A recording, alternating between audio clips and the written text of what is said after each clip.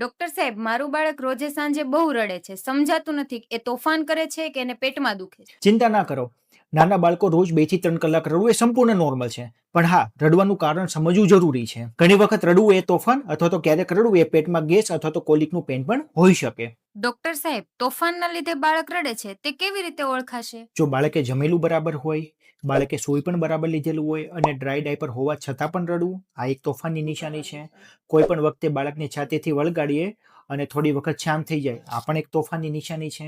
સાંજના સમયે જ વધારે રડવું, આ પણ એક તોફાનની નિશાની છે.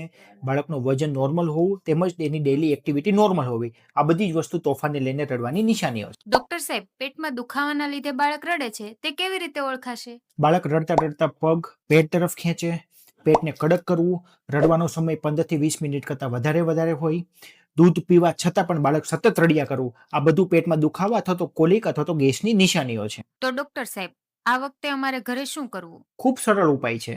જો બાળક ઘરે આવી રીતે રડ્યા કરે તો બાળકને બર્ફ સરસ રીતે કરાવડાવો, બાળકને હુંફાળા પાણીની પોટલી બનાવીને હલકો શેક આપો, બાળકને સ્વેડલ કરાવો એટલે કે પકડીને હળવે હળવે ઝુલાવો, બાળકને ઓવર સ્ટિમ્યુલેટ ના કરો, લાઇટ અથવા તો સાઉન્ડથી દૂર રાખો. આવું બેઝિક વસ્તુ કરવી જરૂરી છે.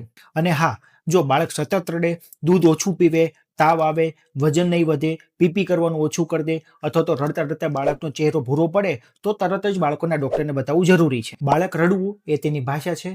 બાળક પોતાની વાત તેમજ દુખાવો બંને રડીને જ કહે છે. તો સાંભળશો, સમજશો તો અડધું કામ એમ જ થઈ જશે.